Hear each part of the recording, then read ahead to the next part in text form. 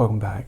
So for today's video, it's going to be sort of a mixture of some hands-on things and just some discussion of some clips that are from the Jamuary event on Instagram. This took place back in January, and it's kind of an informal thing. Everybody does it somewhat differently. For me, I just tried to post one thing a day, use some different gear, maybe in some different ways than I have before, and just use it as an opportunity to explore things with some stuff that I really like. Now, I've made some of these Jamuary videos before, but it's different this year because of YouTube Shorts. I did a duplicate post on Instagram and as a short here on YouTube.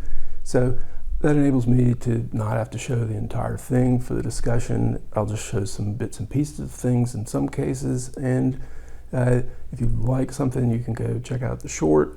And it also frees me up to do some of the hands-on stuff that I wanted to show. So first thing in that case is that somebody asked me about jam number 21, which uses this thing, the Zoots kalimba. But before we start the hands-on, let me just show you a little bit of what the original clip looked like.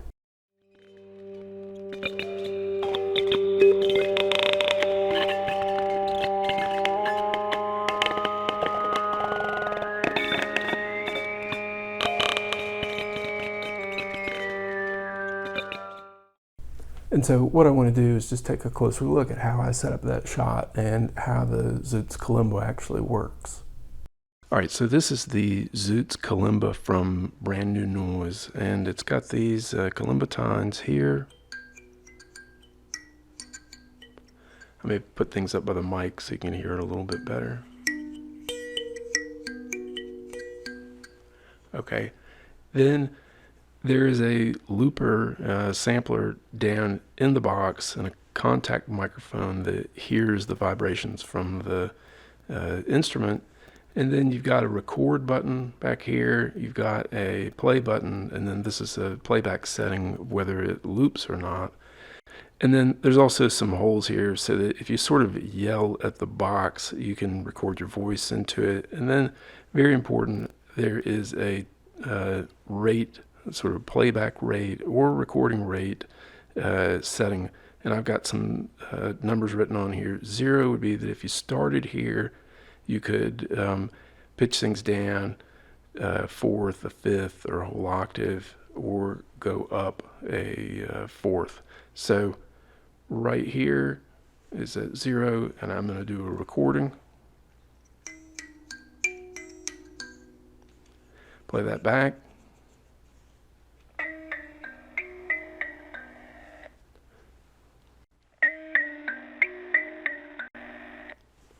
All right, and then I can put the loop on, hit play.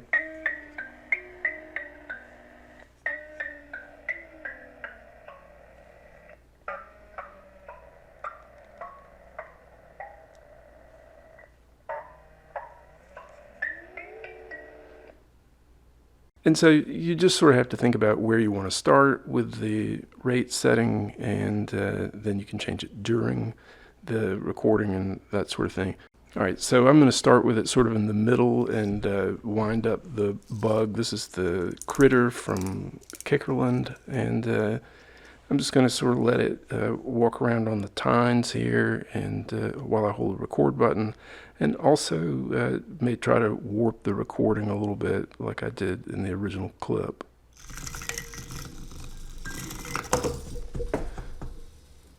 All right, so we'll just listen to that. I'm gonna speed it up, see how it sounds.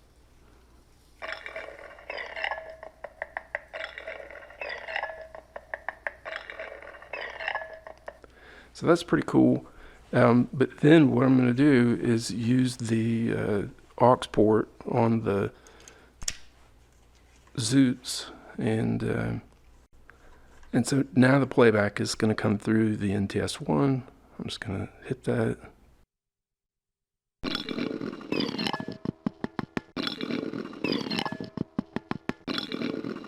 And then we can add a reverb to it.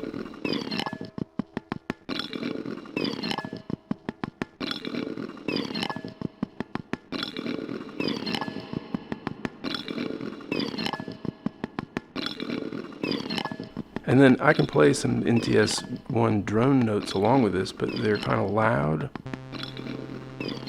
So what I want to do is try to sort of clamp down on that volume by using the filter. I'm just going to leave it as a low pass and turn the cutoff down, and then I'll turn the resonance up.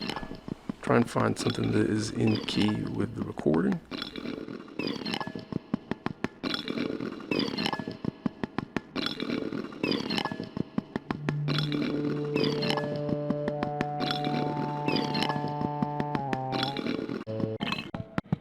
Alright, so after a little bit of tuning of the Zoots, this is pretty good.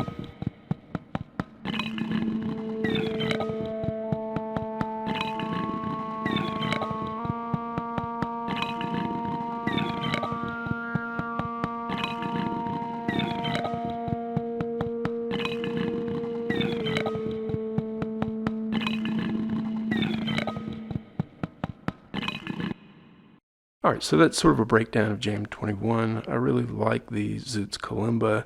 Brand New Noise makes a similar thing that uses a air microphone. I kind of think that might be a little bit more versatile than this, but the contact microphone kind of gives it its own character. So overall, I've been very happy with the Zoots. So, alright, let's move on to the next jam. Now, the next thing I want to talk about is jam number 25, which is the Volca Beats and the Volca Modular. It looked like this.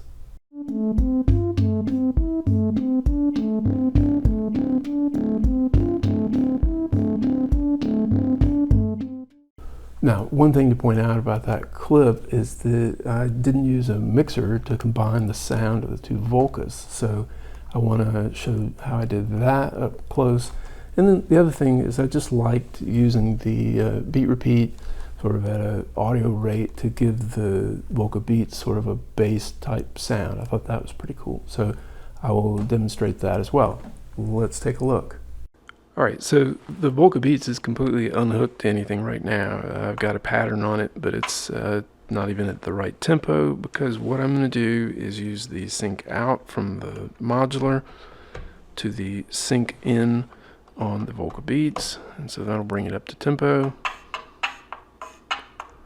And then what I'm going to do to collect that Volca audio, right now I've got the Volca Modular hooked up to the recorder, so that sounds like this. But then I'm going to take the Beats audio out of the headphone jack and put that into the CV in. And so this is just a case of where voltage is sort of voltage, and so instead of sending CV in, we're going to send audio in. It's just a question of whether there's any processing in here that would limit things. Now, since a audio voltage is fairly low, you might find that you have a low volume of the sound as it comes through this CV port. I'm putting it in the upper of the sockets and taking it down to the B part of the utility, where that I'm going to be able to amplify it using the knob here, the C knob, and then I'm going to take the, so that's the audio signal coming through this little amplifier, and then I'm going to put it into the front of the input of the low pass gate number 2, and then I need to be able to open that sort of in synchronization, so probably better ways to do it, but I'm just going to tap off of the plus of the first function over here, so it's sort of along with the notes. And then to get everything to sort of synchronize correctly, I'm going to put a dummy plug into the in sync of the modular and press play. Over here, nothing's going, press play. Over here, nothing's going. And then I'm going to pull the dummy plug out. And that starts everything. Now, you can't hear anything at this point because I've got the 2 low pass gates all the way down. These become sort of like mixer knobs, and so I can add some drum.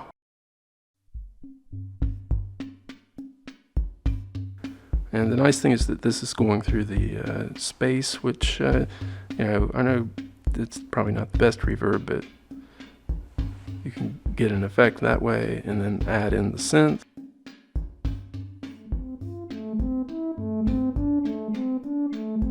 kind of a nice, I don't know, sort of a driving groove or whatever. And then last thing, to add that bass sound that I had in the clip, you just increase the depth over here. I've got the time on the beat repeat all the way down, so I do that.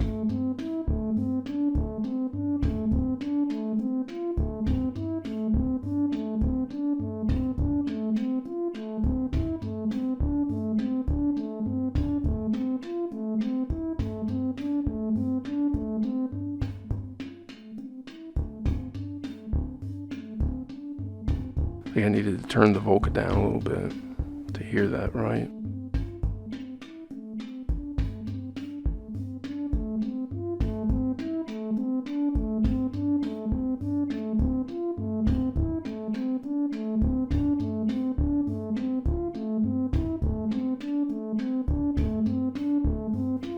And it's not exactly the same as what I did in the clip because I don't think I had the two Volcas synchronized correctly. Kind of liked what I did originally better. So anyway, that gives you an idea of how that shot was set up and some of the ways that you can use the Volca Modular to bring in some external signals to get sort of a consistency with this space effects reverb. All right, so the last of the hands-on shots that I want to do is for Jam 15, where I use the Korg SQ1 sequencer to sequence the MicroBrute, send it out through reverb. I just wanted to do sort of a simple sequence. I was, I guess, probably running short of time for that day. And yet, as I was setting it up, I did something with the SQ1 that I've never done before. As you might know, I've done an entire video on the SQ1 and I've used it in many other videos on this channel, but I've never used the voltage control range as sort of a performance parameter, and I thought it was actually a really nice effect. So take a look at the sort of transition point from one voltage range to the other voltage range in this clip.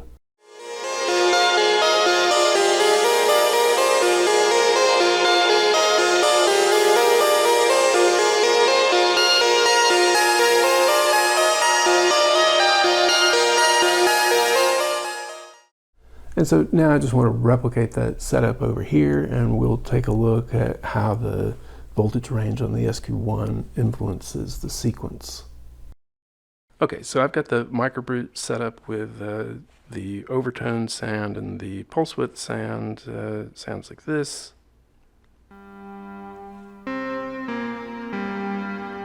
And I've got that going out through the slow reverb pedal from Walrus Audio. And what I'm going to do is take the CV out. I've already got the gate hooked up. It's there on the back. So the gate for channel A of the SQ1. And then I'm going to take the CV value, which is the knob setting value, and put that into the pitch on the MicroBrute. And so then I'm going to hit go on the sequence. And I should point out that at the beginning I've got it set for a voltage range of 1 volt, and what that sort of does is kind of like flatten the sequence a little bit.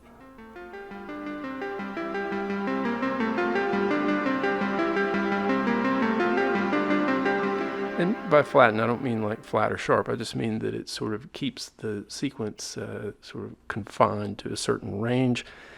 Now, before I show the transition from 1 volt to 2 volt, I'll just say that I did a little bit of exploring, and I think it depends on maybe some quantization stuff that depends on what scale you're in and how the knobs are precisely set. So maybe sometimes you'd have a double note on 1 voltage range that would split into 2 different notes on a higher voltage range. So it can be kind of a nice effect, and you just have to sort of experiment with it.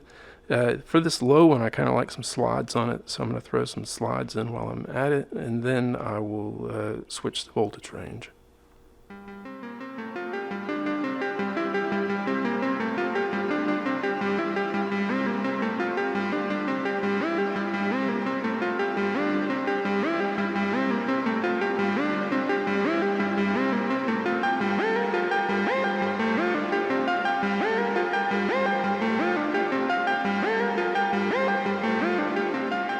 And so you get there that the voltage range takes that sort of compactified sequence and spreads it out, and it's a real fast change to make while you're playing, so I think it could be a good thing live.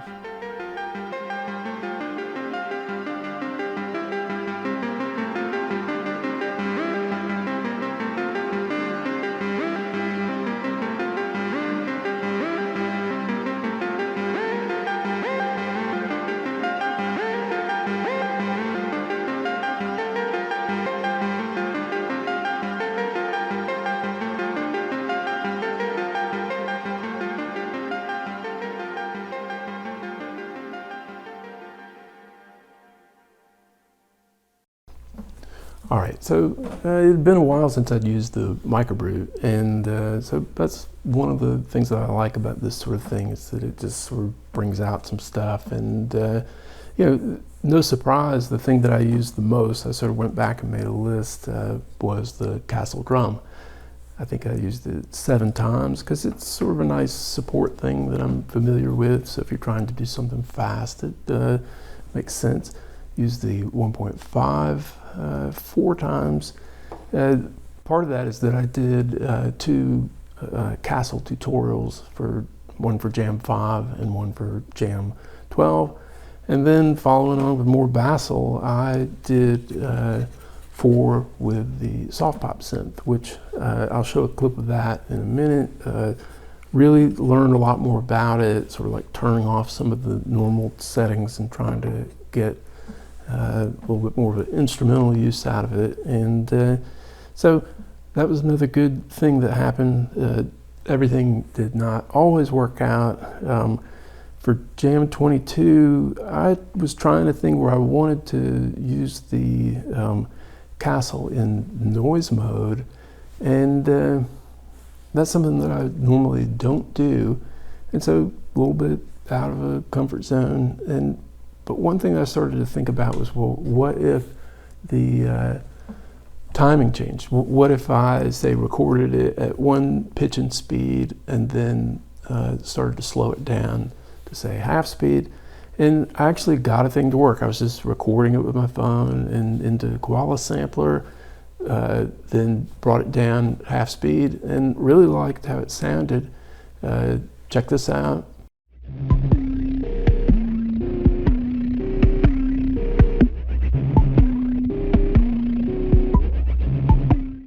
And so then for the, I don't know, I lost track of the patch or whatever, and for the post I tried something and I slowed it down and it sounded like this.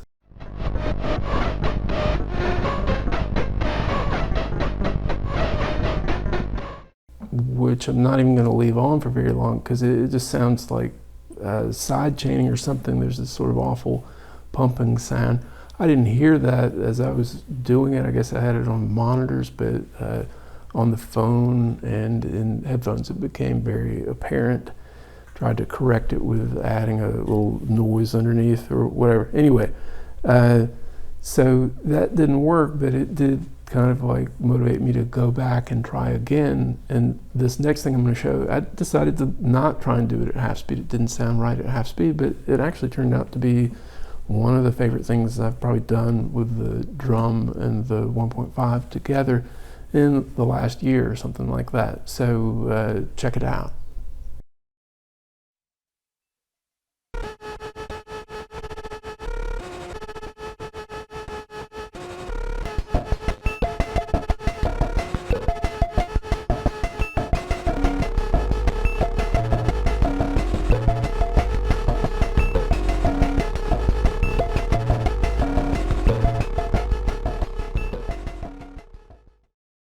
Now, I mentioned the soft pop. The next jam I want to show is Jam 18. I'll not show the whole thing, but maybe a little bit of a longer clip.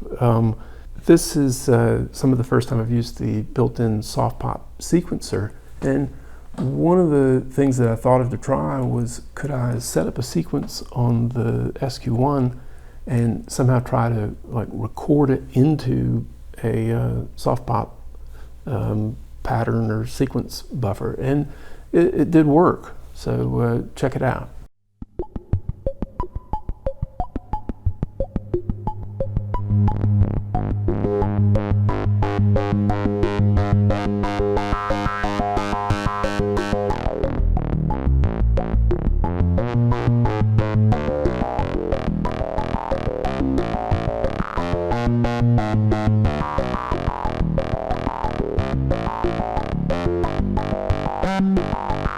I thought that was kind of nice. That one initial bass note was like one of my favorite things of the whole month. Another favorite thing of the whole month was jam number 7 that I did with the Strega. I don't know that I've ever done very much content with the Strega on the channel, but I'm gradually learning it and hope to maybe do sort of some basic videos about it at some point. But this was with the Castle drum, and I just really liked how it sounded. I mean, some of the drums you sort of have to imagine, but I'm processing the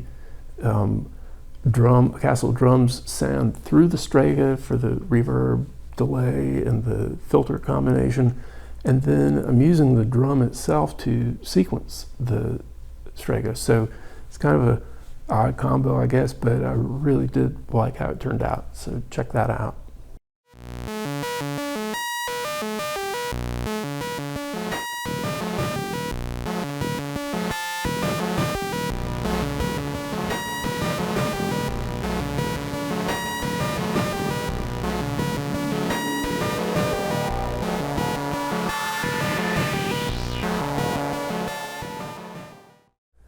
One thing you may notice is that there are only 30 shorts or 30 posts on Instagram for Jamuary. I deleted Jam 24. It was this thing that I did with the MakeNoise Zero Coast. It was going through the filter on the soft pop, and then through the M1 modulation and reverb pedal. I thought it sounded so nice in the room as I was doing it, but when I started to get it onto my phone and hear it right as I was posting it, it's like the peaks and swells of it were just so extreme that I didn't want to hurt anybody's ears, basically, because it was that level of loud. And so I may try to do something with a compressor or limiter or something like that and repost it, but sort of a disappointment that sometimes when you work with a filter and the pure sound, it can depend a lot on, you know, sort of like you get into it and you lose track, and it's not going to sound that way for other people. So not too pleased with that. I did for Jam 26, I used the T-APE device from, it's from Phonic Bloom. It's a Bytebeat synthesizer. So it's got like a chip, and it makes these cool types of things. I am very into this type of minimal music type thing. It's low complexity art, it's referred to. And so I want to do a video about this. I think it's probably too loud, the clip that I posted for Jamuary. So here, take a look at a little bit of it, brought down a bit.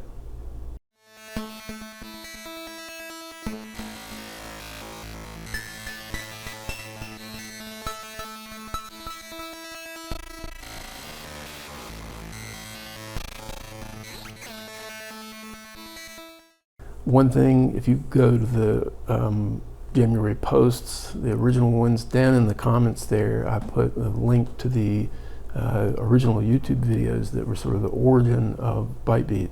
That's something, if you're interested in that type of thing, it's very cool to look at. Check this out. This is the Neo 2. It's like a word processor from the company AlphaSmart. I think it's like 20 years old. I found it, got it to actually do some word processing on sort of pre-laptop era, for me at least. And one thing that's specific about it is it has files, maybe 8, and you can't really save them, but you can transfer them by USB to a computer. And it's wild to watch. You like open a text document and you hit go on here, and it will just like basically speed type whatever you've written on here into the text file on the computer. Then you can save that. But I thought, what if you had the DAW set up? I set up Ableton Live so that the keyboard plays like a musical keyboard. So the QWERTY keyboard plays like a musical keyboard. And I thought, what if the data from here could be used almost sort of like a MIDI controller, where I type in a bunch of letters on this, and then I that are very specific, so that correspond to notes and octave changes and rests. And so I made a short clip of notes on here and just sort of figured out the match between letters on here and things on live, and it wasn't that hard to do. But then I would transfer it, listen to it. The thing is that it transfers it super fast, so to capture it in live as sort of like MIDI, as a MIDI clip, you have to set the tempo up real high and capture it, and then you can bring the tempo back down and play it through some sort of instrument. So here's what it looked like when I did it for was it Jam 13.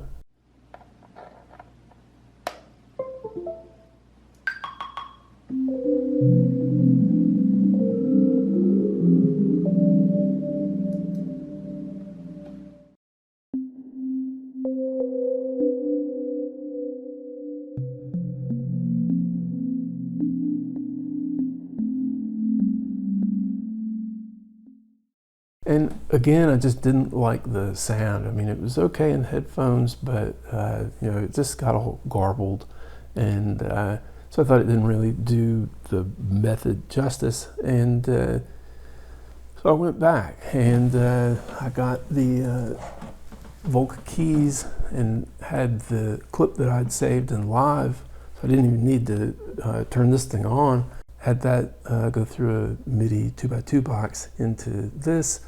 And the keys has got, to me, really pretty sound. Check out how it turned out.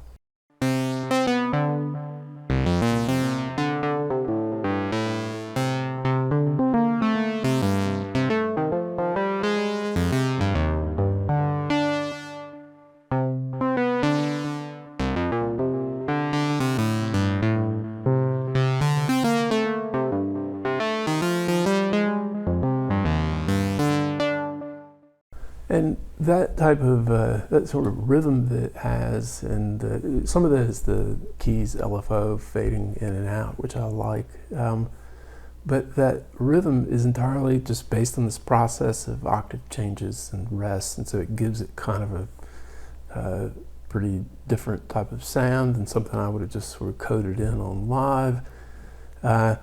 I also found that I liked it backwards at high speed. It has sort of like a guitar shreddy type sound. I did that in Koala. Check that out.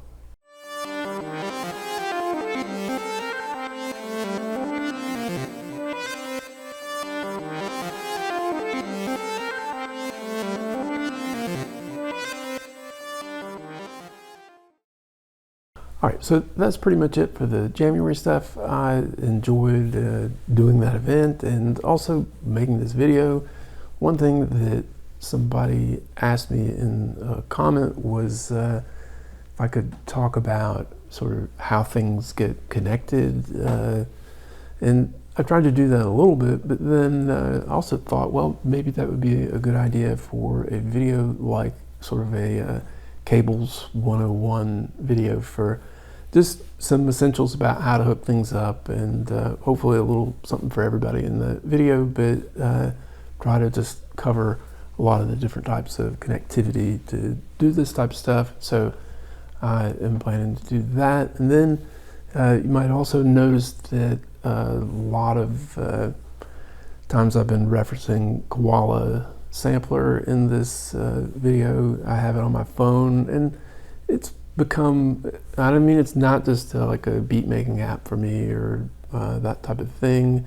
It's become more sort of like a part of, you know, sound ecosystem where I'm able to sort of quickly test ideas and I don't know, move through a lot of different stuff quickly, save things, and so it's kind of a way to keep record, and really like it a lot. I've been planning to do a video about it. I'm glad that I didn't, because there has been a recent update about it that is critical for doing stuff like granular and ambient, and so upcoming video about that with the update. And speaking of granular, to close this video out, I'm going to show Jam 30 in its entirety. It is using the Bastl MicroGranny and coming out through the M1 modulation reverb pedal from Walrus Audio. I like how it turned out. One of the notes in there really appealed to me, so I've taken that and done all kinds of processing on Koala with that. And actually, the way that I sort of set up the samples for the MicroGranny to do this shot was very different because of Koala. I did some stuff on the piano and then processed it, pitched it, sort of cleaned everything up, and then transferred from Koala over to the MicroGranny to play it for the shot. So really liked that sort of workflow, and I'll try to maybe talk about that a little bit in the upcoming video as well. So check this out, and then I've even got a little sort of bonus thing at the very end that's sort of a rework in Koala. Thanks very much for watching, and I will see you in the next video.